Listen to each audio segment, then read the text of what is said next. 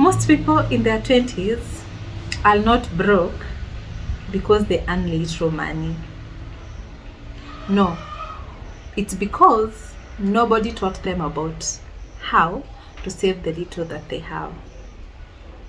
And by the way, one thing I've come to learn is that in our 20s, this is a time we tend to use a lot of money and to waste a lot of money. And the other thing that we need to know is that at this age gap, this is also the time that we need to build our wealth. Are we together? I hope we are. So, welcome back to Finance with Nemo, your relatable finance girl. And in today's episode, I want us to discuss why you can't save money in your 20s. Okay, guys? Yeah, that is what I want us to discuss in today's episode. I want us to learn to understand why are we not saving money in our 20s. And by the way, in our 20s, this is the only time and this is the right opportunities that we can save our money. Now that we have less or zero responsibilities. Most of us are not raising kids, we are not paying school fees, we are not doing, So actually in that age gap, 20s, early 20s up to maybe late 20s too, this is the only time like you can save your money. And that is why I want us to have this conversation. So guys, let's get into it.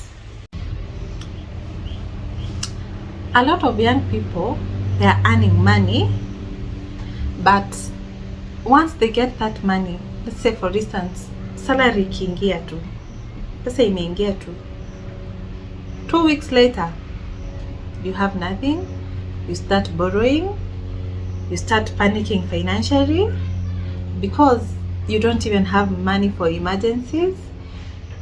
You just there borrowing money, nothing is happening, but you also want peace of mind, but your account give you stress instead.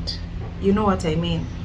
Like money comes, you have nothing, in 2 weeks time you start borrowing, you have emergencies, you have nothing to sort those emergencies, you start borrowing initially, or baadaye unakuwa tu in financial crisis, you panicking already.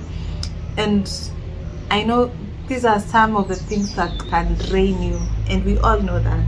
Actually, sorry guys, these are the things that can drain you. Sawa. So let's get into real talks. These are the real talks. You know what I mean by real talks.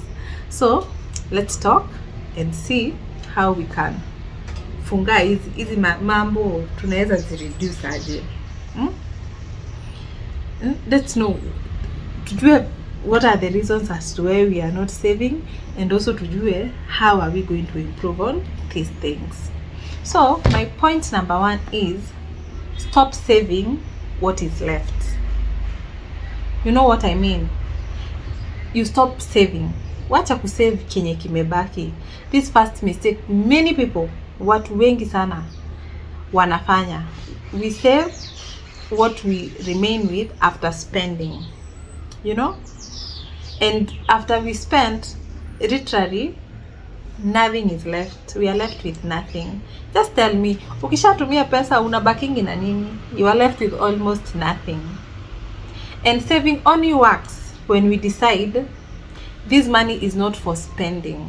The moment first umejua like hii pesa si ya kuspend, we need first to save. Hata kama ni 50 bob, 100 bob, 200, 500, 1000, 200, 1500, name them. Hiyo pesa kidogo kidogo hiyo sio shida. Ukisave, hata ukisave 10 bob leo, kesho usave another 10 bob, hiyo ni 20 bob. And without hiyo pesa kidogo kidogo, by the way, ukikuwa na 980 bila hiyo 20 bob huwezi nunua kitu ya 1000, and we all know that. So the problem is not the amount that we save. Actually, the problem is actually the habit itself. Am I saving or I'm not? Am I deciding just to save after spending? Let me tell you, once you decide to save after spending, just remember hakuna kitu inabakingi. Utumie kwanza, alafu sasa uamue wacha sasa ni save. What are you saving? Already you've spent. What are we saving? So you need first to save before you spend. Okay, you save first and then you spend whatever is left after saving. Okay, our point number 2, your lifestyle is growing faster than your salary, very fast than your salary. You know what I mean? A lot of people get their first salary the moment umepata pesa yako hivi. Ukishapata pesa yako hivi unaamua there are so many things nimekuwa nikitamani kwa hii dunia, and we all know that is what we do. Once we get that money, once we get that salary, that is actually what we do. Unasemanga, let me buy myself a new phone. You end up buying yourself a new phone. Let me go to a better apartment than penye nilikuwa naishi. Unaona maisha yako imechange. You want just to change your lifestyle. Unataka soft life because pesa imeingia. And suddenly your income increases but your financial stress also increases. Hiyo ndio kitu moja unafaa kujua. The moment you decide, like for instance, tuseme you're earning 10,000, and before starting that job and earning that salary of 10,000, tuseme ulikuwa unaishi kwa a single house. Let me give you an example with a single house. A single house that is worth maybe 4,000 or 3,500. So you decide, now I'm a working class, and you are earning money. Unajua si kama ingine ulikuwa unajua tu 3,000 siwezi kosa in a month, hata mambo iende aje siwezi kosa. But now that niko kwa hii pesa, nishaanza kupata mshahara, I can move to a better apartment. Ndio huyo wewe unasema siniongeze hata kama ni 1,500 on top of what I was paying and get a nice house like a bed sitter. Mahali naoga ndani, naenda choo ndani, you know what I mean. Once you decide that, just know, yes, umekuwa comfortable. Income yako haijaongezeka, ni ile tu 10,000 anyway. But your financial stress inaongezeka hivi because you've started living a better life. You have added a 1,500 on top of what you're having, you're paying.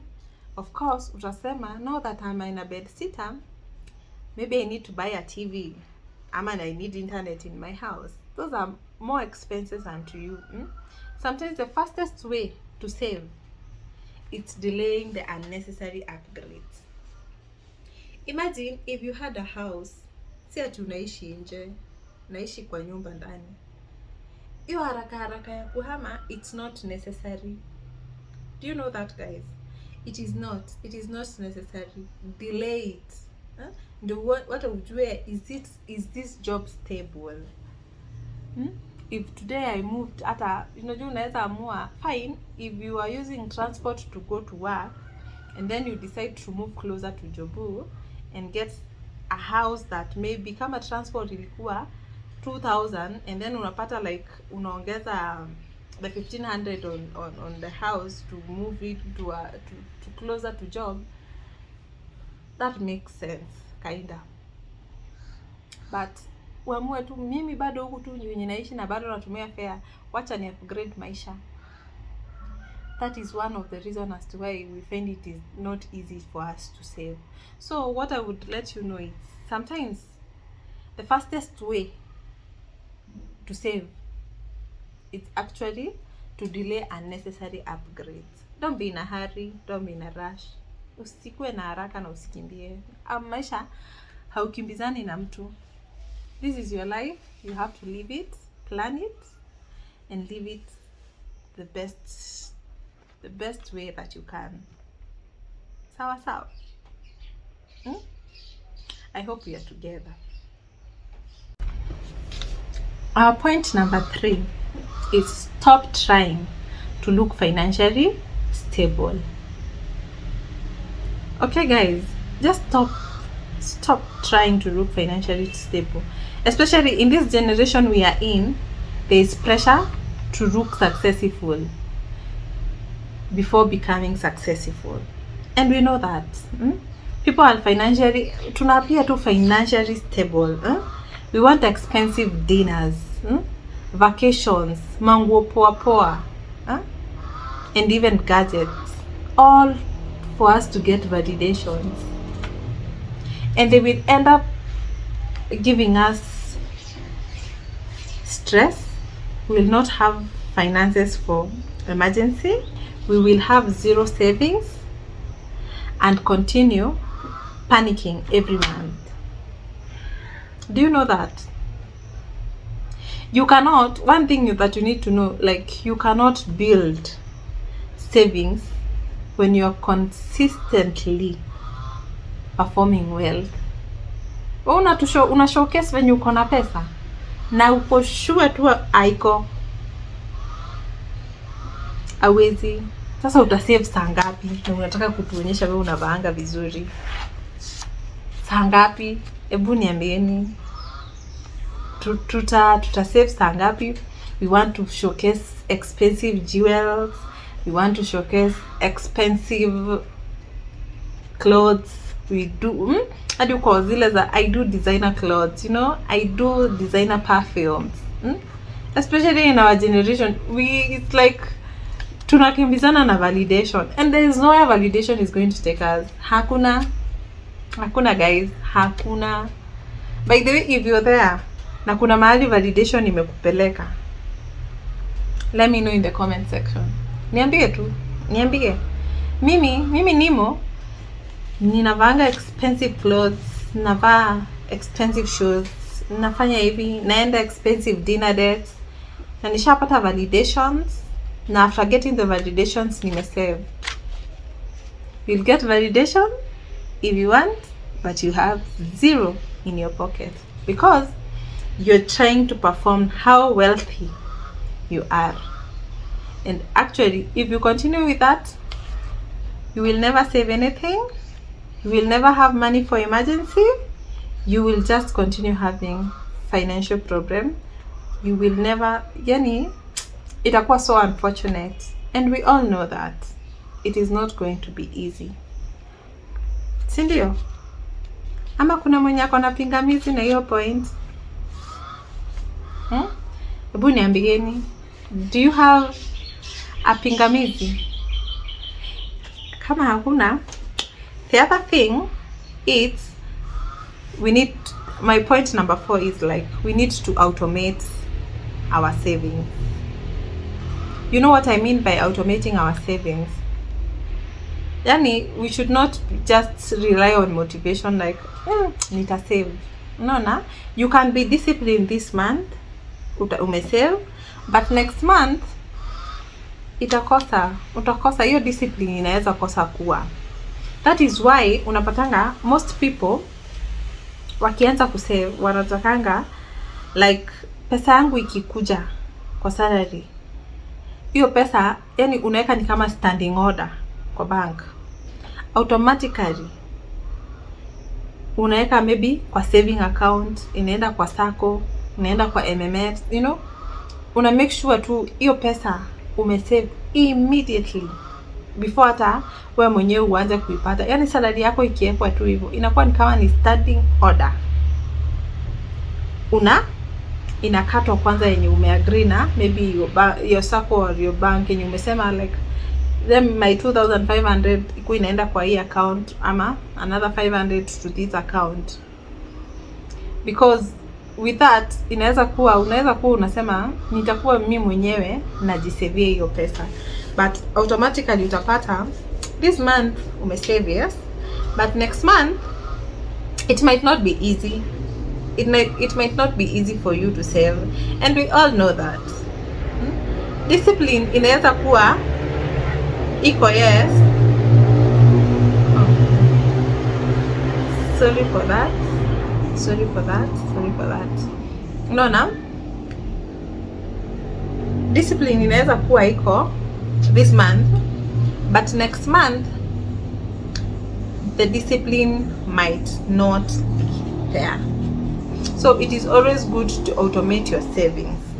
Let your bank ikuwe inafanya a standing order. 2500 inaenda kwa Amica Sacco, 500 inaenda kwa the other Sacco, hivyo, you know, and with that utakuwa in a position to do your savings. My point number 5, pay attention to your daily money leaks. You know, most people think big expenses are the problem, but honestly it's usually the repeated daily spending. You know, sijui kama tumeelewana. Like utapata unatumia Uber, una transact hizo transaction costs, random online shopping, eating outside, you know, and small spending repeatedly, they quietly destroy your saving power. Unaona, because unaweza kuwa in the beginning of the month ulikuwa umetenga, wacha tutenge hata sisi sasa.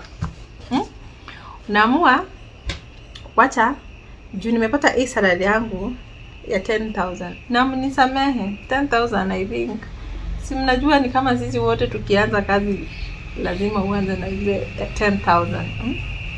Ukipata 10,000 maybe umeweka hiyo automation ya kusave, unawekewa 2,500 kando, si ndio?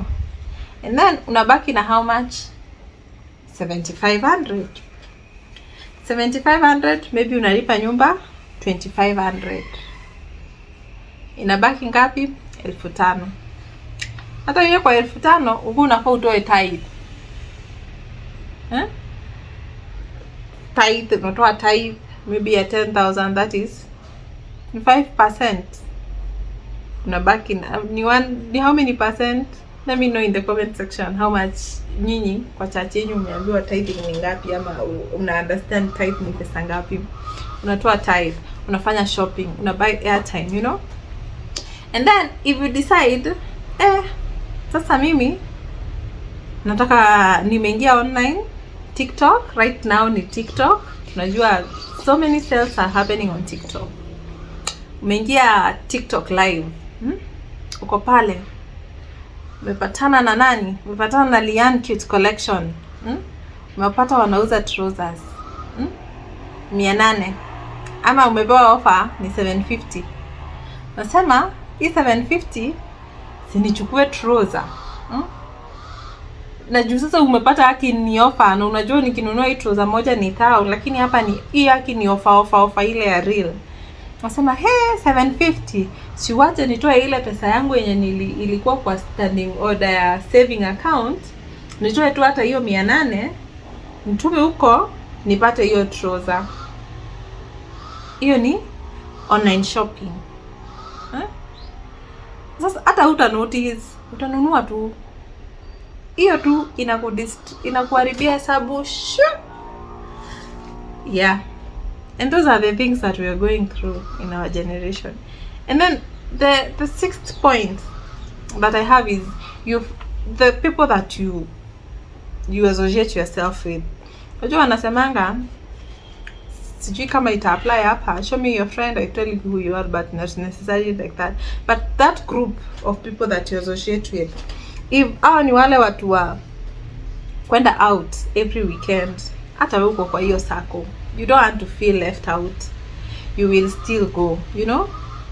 Kama kazi yao tu ni making sure every Tuesday we get that burger, every Thursday we get that pizza, you also find yourself doing it. If you find your friends doing expensive birthday, leo nikuwe ni mimi, maybe maybe ama tuseme my friend ikwe kesho jana ilikuwa birthday party yake and it was yani very classy and stuff, and then ikue in 2 months time it's my birthday. What am I going to do? I'm going to strain or even yani ila pesa tu kidogo nafanya tu na make sure hii ni ya kufanya birthday party kama ile ya beshte yangu. And with that, unajua inakaanga ni kama competition, ni kama it's like we are competing. And with that, many of us, we stay broke trying to yani ndio tusikuwe left behind. Tunafanya tu ndio tusiachwe nyuma na mabeshte wetu. Tuko zile za hatuwezi kubali. How? Beshte yangu afanye party kubwa na mimi nikose kufanya. One, that is peer pressure. That is like we are competing. And guys, I told you, your life is not my life. That is one thing that we all need to know in our 20s. And the truth is, if you track your finances in your 20s, this is where you learn discipline, patience, restraint, and financial self-control. Do you know that? Because wealth is not built from one big moment. It's built from small decisions, repeatedly, consistently, and remember, at that small salary with discipline will always beat your big salary without control. I hope mmenielewa guys. What I'm trying to say is that unaona hiyo salary kako kadogo ka 10,000. Imagine unaweza kuja kupata like ukisave tu kila siku consistently ina beat hata ule mtu mwenye ana 100,000 na hana control ya hiyo pesa. Trust me you. And you should also learn like you in our 20s, if we trace how we use our money and learn discipline, patience, restraint, and financial self-control, tusha make it.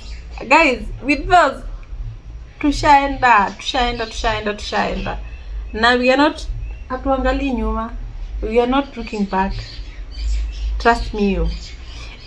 And guys, if this video spoke to you and if it really spoke to you or touched you, make sure you like, subscribe, share with someone in their 20s. Try to get there and help them try to get their finances together, because we don't want anybody to feel left out. We don't want to leave someone behind. This is 2026 guys. Wacha 2027 tutasema wow, by the way tulianza hii safari na finance with Nemo. Na saa hii hata in each and every video just take 2 points. Mbili kwa kila video, mbili tu. Hata si lazima uchukue zote, mbili tu zenye unaona hizi ndizo mimi sina. You will find yourself somewhere doing better and you will not be as you were yesterday. Sawa guys. Let me also know what is hardest thing about saving money in your 20s. Tell me in the comment section. Let us discuss. Let's have a conversation. Let's get to know each other. Wacha tujue ni nini hii inanizuia to save pesa in my 20s. Is it peer pressure? Is it the friends that I'm having? Is it that I didn't have an idea of how to, like, I can automate money direct, like whenever I get my salary there is a standing order, this money can be katwa iende huko? Is it that hatuangalii our money, our daily, we are not tracking how we are spending our money daily? Is it that tuna grow lifestyle zetu haraka kuliko venye tuna grow our finances? Ama ni sisi tuna save kenye imebaki yenye hakuna?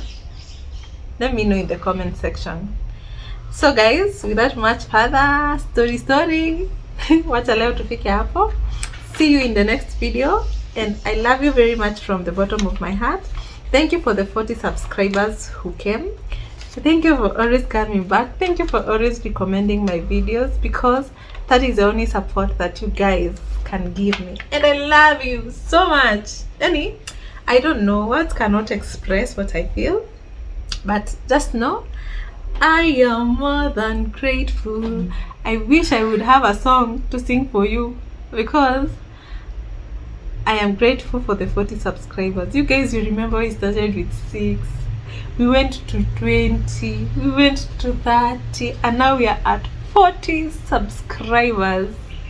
Thank you guys. I am more than grateful, and God knows, and I don't take it for granted. Thank you so much. I'm now waiting for your feedbacks too. Let me know, and don't forget also to check me out on both Facebook and Instagram. Finance with Nemo, your relatable finance girl. Bye, and barakamen for watching. See you in the next video. Bye.